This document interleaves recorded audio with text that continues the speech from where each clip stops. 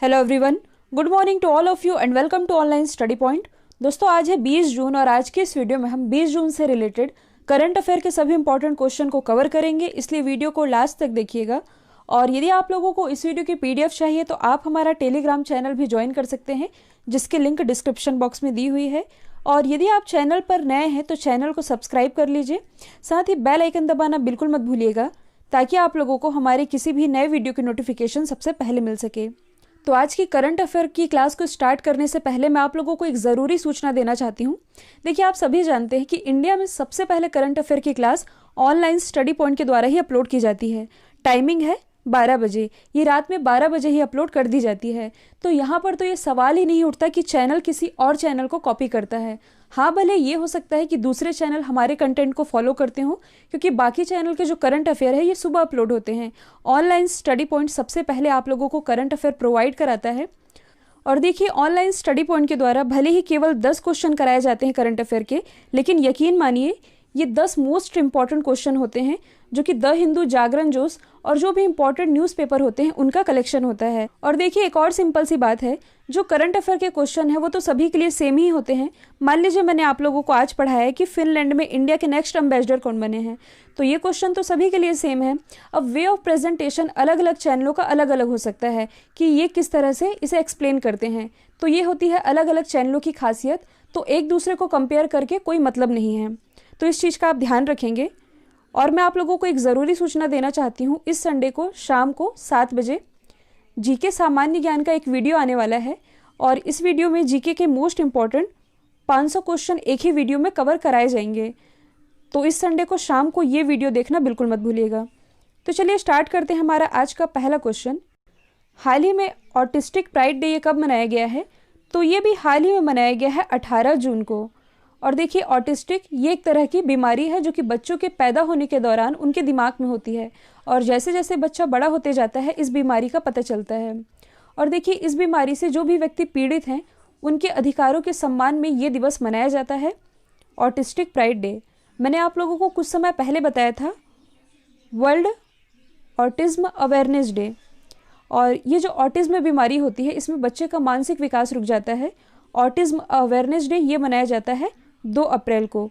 यहाँ पर हम बात कर रहे हैं ऑटिस्टिक प्राइड डे की। देखिए, जो ऑटिज्म अवेयरनेस डे मनाया गया है इसकी थीम क्या रही है? तो इसकी थीम थी द ट्रांजिशन टू एडल्टहुड। तो थीम भी आप याद रखेंगे। अच्छा, 18 जून को ऑटिस्टिक प्राइड डे तो मनाया ही गया, साथ ही कल मैंने आप लोग बताया था कि सस्टेनेबल गैस्ट्रोनॉमी डे ये भी मनाया गया है 18 जून को ही। यदि हम अदर ऑप्शन को डिस्कस करें तो 12 जून को मनाया गया है world day against child labour. 14 जून को मनाया गया है वर्ल्ड ब्लड डोनर डे, जिसकी थीम रही थी सेव ब्लड सेव लाइव्स। और 16 जून को मनाया गया है international day of family remittance. तो ये भी आप याद रखेंगे।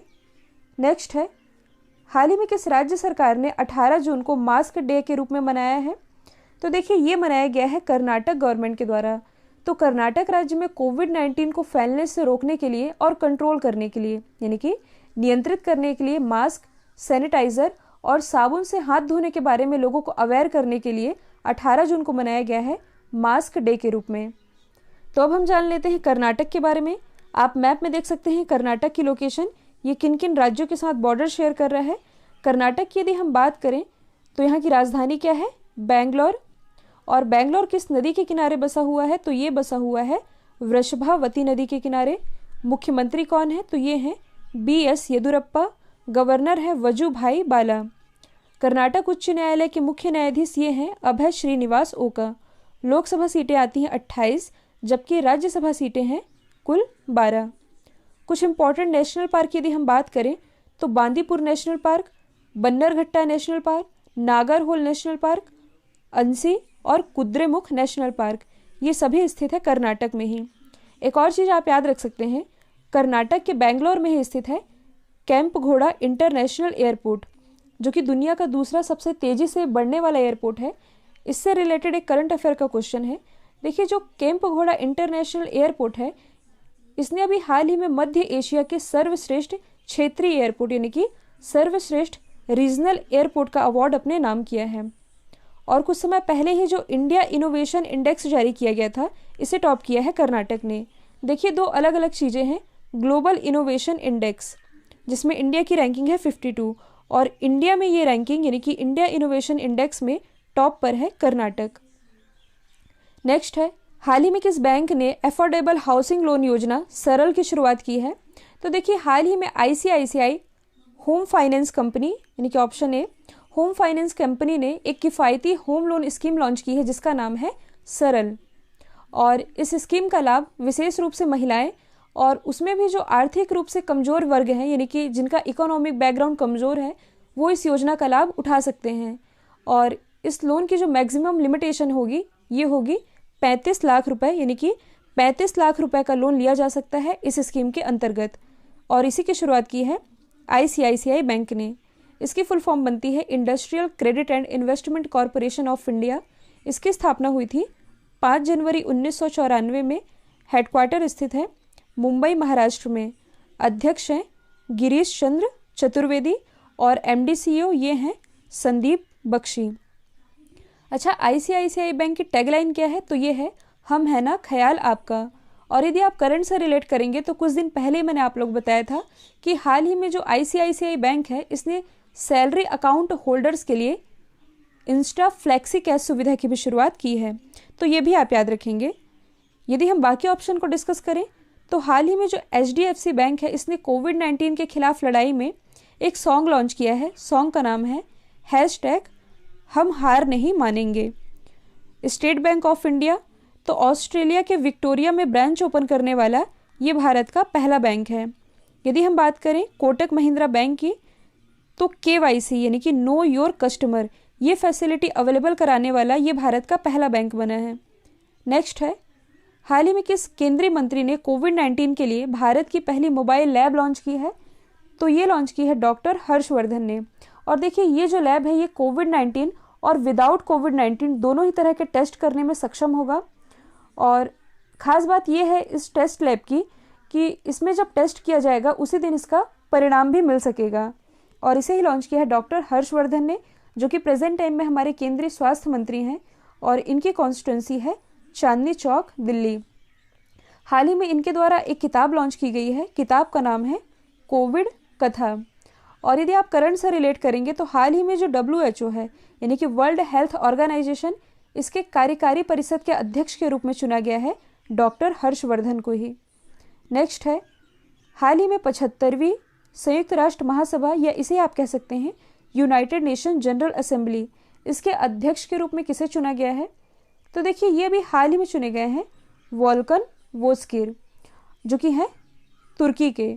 और इन्होंने रिप्लेस किया है तिजानी मोहम्मद बंदे को, जो कि थे नाइजीरिया से। तो देखिए, सबसे पहले हम डिस्कस कर लेते हैं यूनाइटेड नेशन जनरल असेंबली के बारे में। मैंने आप लोग बताया था कि संयुक्त राष्ट्र के कुल 6 पार्ट हैं और इसी 6 पार्ट में से एक है यूनाइटेड नेशन जनरल असेंबली। इसकी स्थापना हुई थी 1945 में। हेडक्वार्टर स्थित है न्यूयॉर्क में और अध्यक्ष बन गए हैं वोल्कन वोस्किर। यदि हम बाकी ऑप्शन को डिस्कस करें तो एंटोनियो गुटेरस, ये है यूनाइटेड नेशन के प्रेजेंट टाइम में हेड, जो कि हैं पुर्तगाल से। और WHO ये चर्चे में रहता है यानी कि वर्ल्ड हेल्थ ऑर्गेनाइजेशन, इसके हेड हैं टेड्रोस अदानोम। देखिए, अभी मैंने बताया है कि वोल्कन वोस्किर ये बिलोंग करते हैं तुर्की से।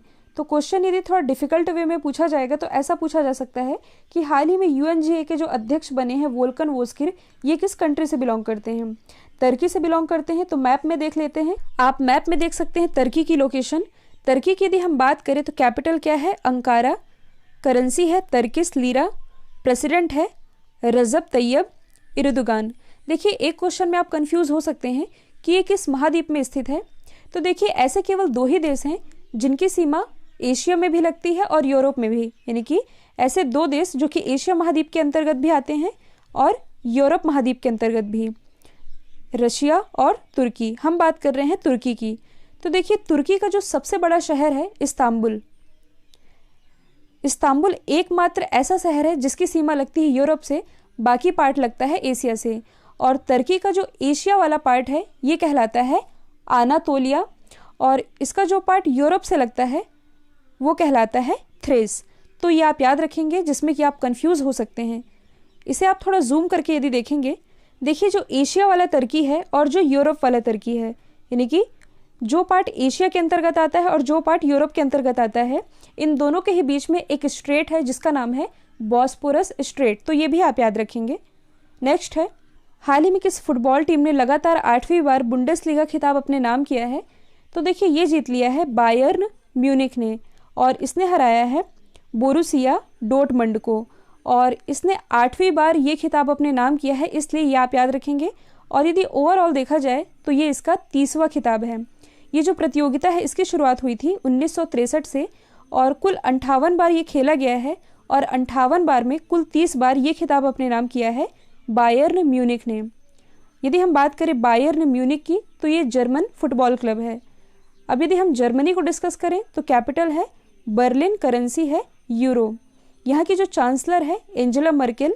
अभी हाल ही में फोर्ब्स के द्वारा विश्व की सबसे शक्तिशाली महिलाओं की लिस्ट जारी की गई थी, जिसमें कि एंजेला मर्केल है टॉप पर। भारत की निर्मला सीतारमण जी को मिला है 34वां स्थान। अच्छा, ला लीगा ये किस कंट्री का फुटबॉल क्लब है? ये है स्पेनिश फुटबॉल क्लब, जिसके ब्रांड एम्बेसडर अभी हाल ही में बनाए गए हैं cricketer Rohit Sharma. Barcelona club, तो ये है अर्जेंटीना का फुटबॉल क्लब, और जो फेमस फुटबॉलर है लियोनल मेसी, ये बार्सिलोना के लिए ही खेलते हैं। नेक्स्ट है, हाल ही में AIIB ने भारत को कोरोना से लड़ने के लिए कितने करोड़ रुपए का लोन देने की घोषणा की है? तो ये दिया जाएगा कुल 5,714 करोड़ का। किसके द्वारा दिया जाएगा? AIIB के द्वारा, यानी कि एशियन इंफ्रास्ट्रक्चर इन्वेस्टमेंट बैंक। इसका हेडक्वार्टर कहाँ स्थित है? तो ये स्थित है चाइना के बीजिंग में, और इसी बीजिंग में हेडक्वार्टर स्थित है SCO का, यानी कि संघाई कॉरपोरेशन ऑर्गेनाइजेशन का। तो AIIB के मेंबर कंट्रीज है कुल 102। अच्छा, क्वेश्चन ये पूछा जा सकता है क्या भारत इसकी मेंबर कंट्री है? तो हाँ, भारत इसका मेंबर है 2016 से। और प्रेजेंट टाइम में इसके अध्यक्ष कौन है? तो ये हैं जिन लिक्विन, जो कि है चाइना से। अभी तक यदि आप लोगों ने ऑनलाइन स्टडी पॉइंट के जीके ब्रह्मास्त्र PDF को परचेस नहीं किया है, तो इसे आप परचेस कर सकते हैं। इस मास्टर PDF में हिस्ट्री, पॉलिटी, जियोग्राफी, इकोनॉमी और करंट अफेयर के सभी टॉपिक कवर कराए गए हैं। नेक्स्ट है, हाल ही में अखिल भारतीय फुटबॉल महासंघ यानी कि AIFF ने पद्मश्री पुरस्कार के लिए किसके नाम की सिफारिश की है? तो ये सिफारिश की है IM विजयन के नाम की, और IM विजयन ये एक दिग्गज फुटबॉलर हैं, और इन्हीं के नाम की सिफारिश की गई है खेल मंत्रालय को AIFF के द्वारा। तो इसके बारे में जान लेते हैं। यदि हम बात करें AIFF की, यानी कि ऑल इंडिया फुटबॉल फेडरेशन की, इसकी स्थापना हुई थी 23 जून 1937 में। हेडक्वार्टर स्थित है नई दिल्ली में, और प्रेजेंट टाइम में इसके हेड कौन है? तो ये हैं प्रफुल्ल पटेल। यदि हम बात करें पद्मश्री अवार्ड की, तो आप सभी जानते हैं ये इंडिया का 4th हाईएस्ट ऑनर है। पहले नंबर पर है भारत रत्न, दूसरे स्थान पर है पद्म विभूषण, फिर पद्म भूषण, उसके बाद स्थान आता है पद्मश्री का। ये तो हुई IM विजयन की बात, जिसके नाम की सिफारिश की है AIFF ने। यदि हम बाकी ऑप्शन को डिस्कस करें, तो देखिए हाल ही में जो हॉकी इंडिया है, इसने खेल रत्न अवार्ड के लिए रानी रामपाल के नाम की सिफारिश की है, जो कि भारतीय महिला हॉकी टीम की कैप्टन भी है, साथ ही world games athlete of the year बनने वाली ये विश्व की पहली हॉकी खिलाड़ी भी बनी है। यदि हम बात करें विनेश फोगाट की, तो देखिए रेसलिंग फेडरेशन ऑफ इंडिया के द्वारा विनेश फोगाट का नाम सिफारिश किया गया है खेल रत्न अवार्ड के लिए, और टोक्यो ओलंपिक के लिए क्वालिफाई करने वाली ये भारत की पहली एथलीट हैं, जो कि बिलोंग करती हैं हरियाणा से। यदि हम बात करें हिमा दास की, तो कल मैंने आप लोगों को बताया था कि इसी खेल रत्न पुरस्कार के लिए असम गवर्नमेंट के द्वारा हिमा दास का नाम नॉमिनेट किया गया है खेल मंत्रालय को। जो हिमा दास है ये ब्रांड एम्बेसडर है एडिडास की। इसे आप ट्रिक से याद रख सकते हैं, एडिडास में लास्ट में डास आ रहा है, यानी कि DS, और हिमा दास, तो ये ब्रांड एम्बेसडर हैं एडिडास की। नेक्स्ट है, हाल ही में ब्रिटिश पेट्रोलियम भारत के किस शहर में अपना ग्लोबल बिजनेस सर्विस सेंटर खोलने जा रहा है? तो देखिए ये खोलने जा रहा है महाराष्ट्र के पुणे में। जो ब्रिटिश पेट्रोलियम है ये ब्रिटेन की एक प्रमुख तेल कंपनी है, और अपना व्यापार फैलाने के उद्देश्य से महाराष्ट्र के पुणे में ये अपना global business service centre open करने जा रही है, जो कि जनवरी 2021 तक शुरू हो सकता है। और ये सर्विस सेंटर खुलने से लगभग 2000 लोगों को रोजगार भी मिल सकेगा। यदि हम बात करें पुणे की, तो आप सभी जानते हैं ये स्थित है महाराष्ट्र में, और इसी पुणे में स्थित है भारत की रासायनिक प्रयोगशाला यानी कि केमिकल लेबोरेटरी ऑफ इंडिया ये स्थित है पुणे में। साथ ही आगा खां पैलेस ये भी पुणे में स्थित है। खेलो इंडिया यूथ गेम्स का जो दूसरा एडिशन रहा था ये संपन्न हुआ था पुणे में, जबकि तीसरा एडिशन रहा था असम के गुवाहाटी में। एक और चीज़ आप याद रख सकते हैं, 2 एक्सरसाइज है। मित्र शक्ति जो कि भारत और श्रीलंका के बीच की एक जॉइंट मिलिट्री एक्सरसाइज है, और ई कुवरिन एक्सरसाइज जो कि भारत और मालदीव के बीच एक जॉइंट मिलिट्री एक्सरसाइज है, और ये दोनों ही आयोजित की गई थी महाराष्ट्र के पुणे में ही।